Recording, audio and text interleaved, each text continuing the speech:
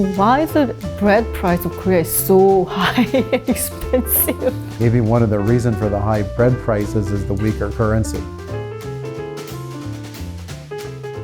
안녕하세요 여러분, 김지윤입니다. 자, 오늘은 또 굉장히 특별한 분을 저희가 특별 손님으로 모셨습니다. CME 그룹이라고요. 시카고에 소재하고 있는 화생상품을 거래하는 거래소죠. 특히나 연준의 금리 관련된 전망을 하는 것으로 유명한 페드 워치로도 굉장히 유명합니다. 오늘 이 CME 그룹의 매니징 디렉터이시자 또 수석 이코노미스트이신 에릭 놀란드 씨와 함께 앞으로 다가오는 미국 대선 결과에 따른 국제정세 그리고 경제 전망 앞으로 어떻게 될 것인지에 대해서 이야기를 나눠보도록 하겠습니다.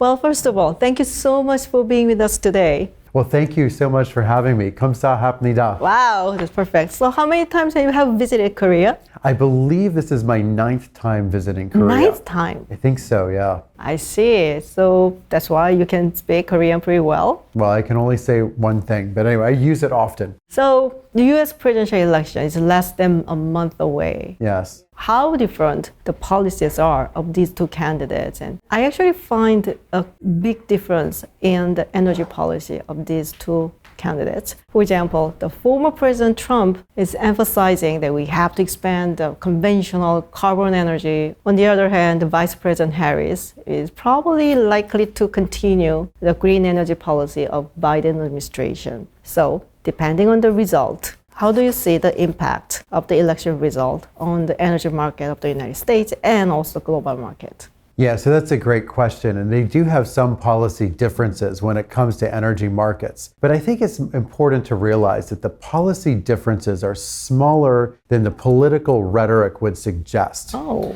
So for example, back in 2008, when Barack Obama was elected president, at that time, the Republicans' vice presidential candidate, Sarah Palin, became kind of famous for saying, drill, baby, drill. She's from Alaska. She's from Alaska, yeah. And so the idea was the U.S. could produce more of its own energy and therefore become less dependent on the Middle East. This was something the Republicans were advocating, but it actually largely happened under the Democratic Party's presidency of Barack Obama, where U.S. oil production rose from 5 million to about 12 million barrels of oil per day. Then under the subsequent Trump administration, oil production largely stayed about the same, in part because during his administration, prices were very weak, especially during the pandemic. U.S. oil production actually fell. Then under President Biden, another Democratic administration, one of his first actions as president was to essentially ban new drilling on public land. Now, the old drilling or drilling that was already taking place could go forward and continue. But it's important to realize that only about 10% of U.S. energy production, or fracking anyway, happens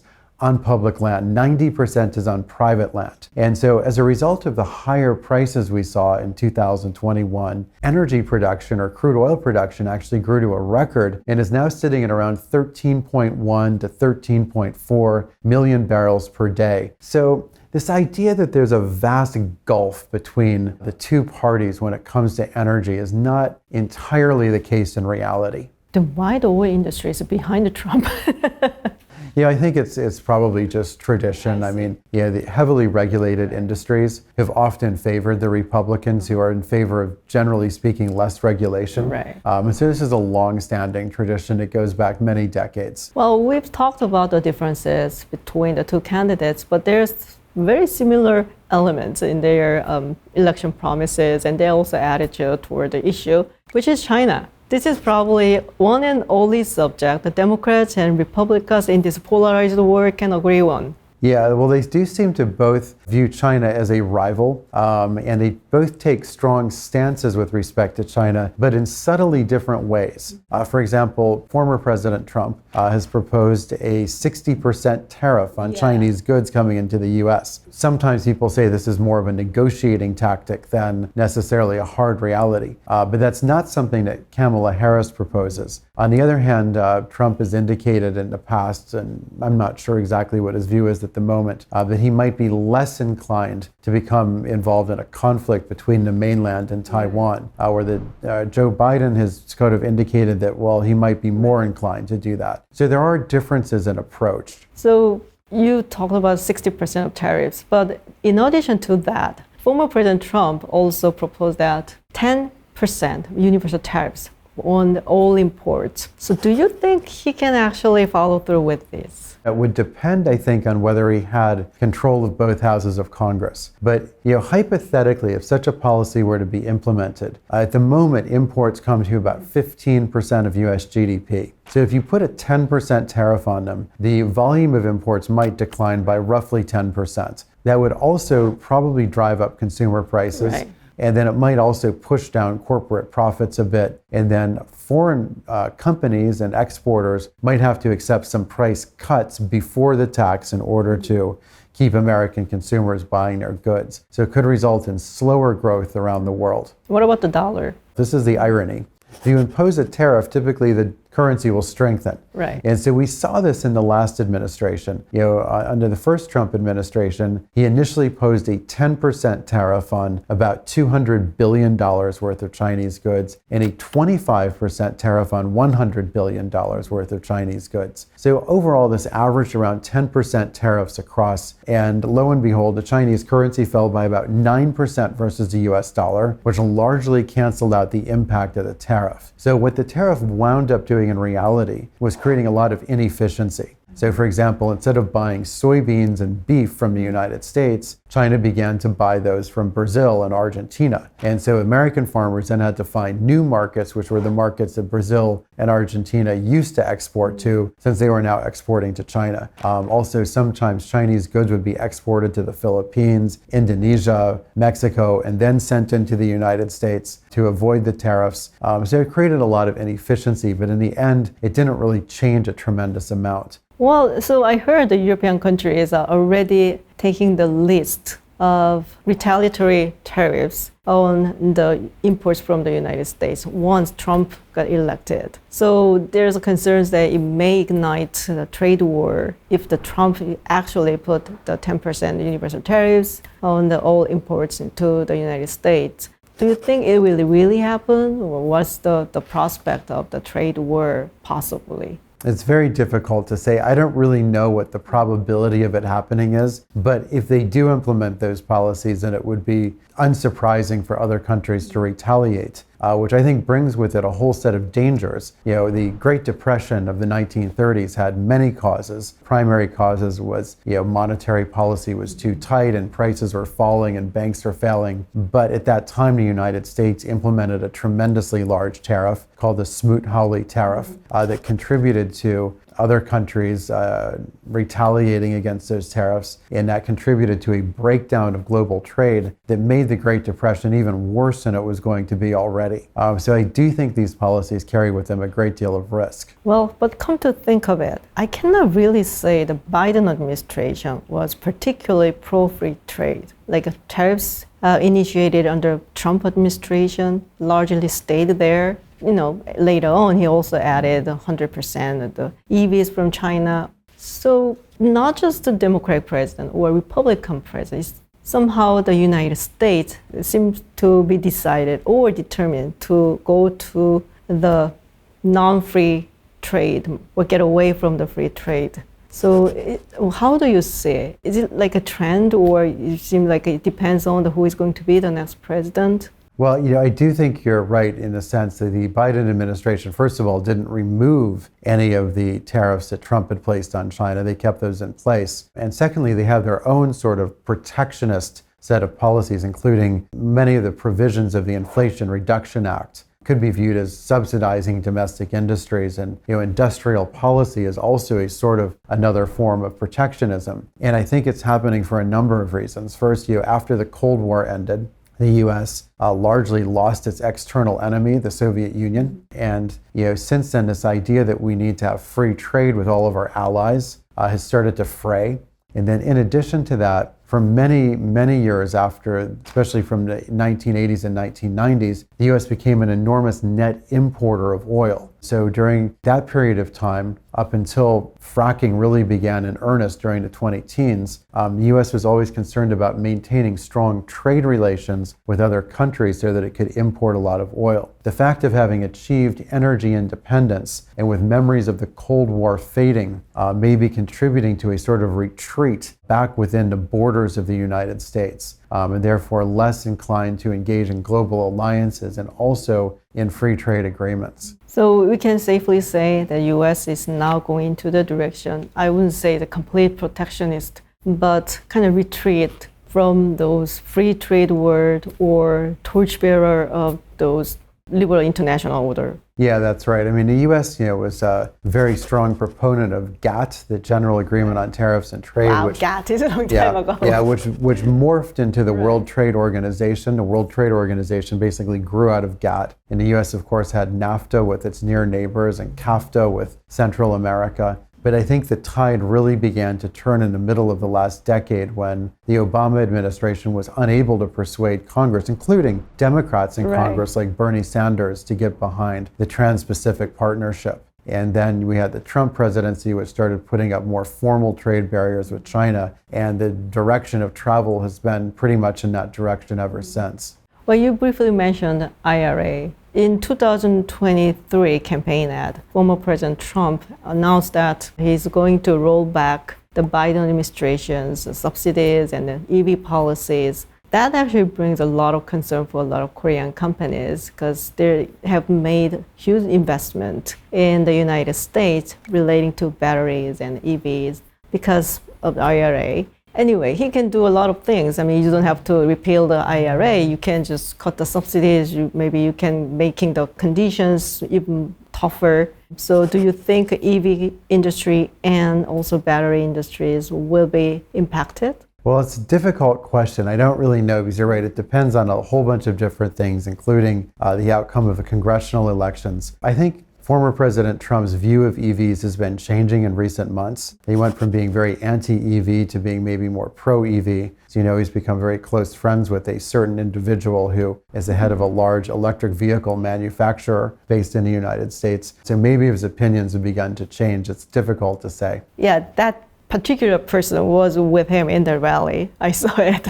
So, well, let's talk about the wars. There are two wars ongoing. One in Middle East and the other one in Europe. And whenever there is any conflict in the Middle East, people were concerned about the oil market. So once the war broke out the last year, and they were saying, well, they may have some disruptive effect on the oil market. It was volatile, but seems to be quite stable though. So what is happening? Yeah, so in some ways it has been very surprising. I mean, you have Russia, which is one of the world's three biggest oil producers, involved in a conflict. And then for over 12 months, you have a conflict in the Middle East that has caused shipping traffic through the Red Sea and the Suez Canal. So if you had told me all of these things 3 years ago, I would have guessed oil prices would be much higher. But there's been a number of other things that have happened that have counteracted what's going on in these conflicts. First, in these conflicts themselves, oil production itself has not really been interrupted. What has been interrupted is the flow of oil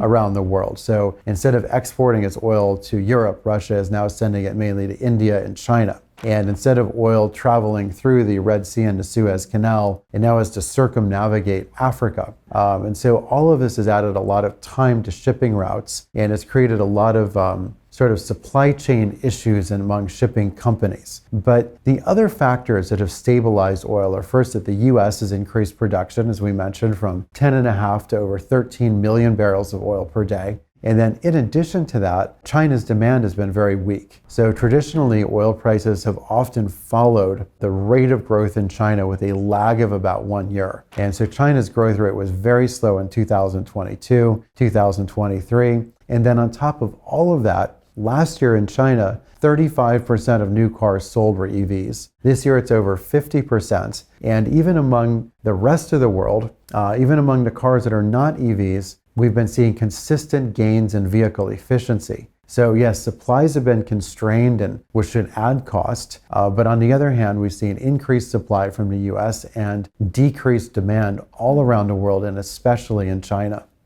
So there's actually a demand side issue. Well, in case of Europe, when the Russia invaded Ukraine, they were so preoccupied restoring, of course, the gas, because they were importing gas at very cheap price from Russia. So they had to find a new supplier, and among them will be the United States. So it probably have changed the structure of the gas supply and also supply chain. How specifically has it been changed? Yeah, so natural gas has been undergoing its own revolution. Before 2016, the US only exported a relatively small amount of natural gas through pipelines to Mexico. And over the course of 2023 and 2024, a number of new liquefaction and natural gas export facilities have been opening, mainly on the Gulf Coast. And this increasing the U.S. capacity to export by about 50% by the end of next year and doubling it by the end of 2028. So when Russia invaded Ukraine, very quickly they wound up cutting off the natural gas flows to most of Europe. And the Europeans were able to buy the liquefied natural gas from the United States. And this is turning the sort of local benchmark for natural gas, Henry Hub, which has been the North American benchmark for maybe almost 3.5 decades now, into much more of a global benchmark and a global reference rate. So once there's a ceasefire or the war ends, do you think the euro can go back or revert to what it used to be, or? Possibly. I mean, it's certainly possible. It's very hard to say what sort of post-war relationship might develop between Europe and Russia. It might also be that the Europeans say, you know what, it's better to buy American gas since it's more reliable. They can also buy it from Qatar and from Algeria, that they may view as more reliable than Russia. And then they also have been investing a tremendous amount in alternative energy. So it may be that they're also going to work very hard to wean themselves off of natural gas, at least especially natural gas insofar as it comes from unreliable exporters like Russia. I see. So maybe they can maintain the current supply chain on the natural gas, like from the US and Qatar and other countries, because they knew how to deal with that, even without Russia. What about the grain market? Has been stabilized? It's just right after the Ukraine was invaded by Russia, there's a huge fluctuation in the grain prices and everything. But it seems like stabilized at this point, right? Yeah, you know, what I think is remarkable about agricultural goods is very often overlooked is that the prices of things like corn, wheat, and soybeans often move in tandem with oil prices. So the reason why oil prices and agricultural goods are linked is two reasons. First, agriculture is very energy intensive. So for every 1 calorie of food you eat on average, there were 10 energetic calories of crude oil energy that went into making that food possible. Oh, really? Somebody has to plow the fields. Somebody has to harvest the crop. The pesticides are also derived in part from crude oil. Fertilizer is derived from potash and natural gas. So at the beginning of the Russia-Ukraine war, the price of crude oil went very high, went up to over $110 per barrel. The price of corn and soybeans also went higher, and especially the price of wheat, since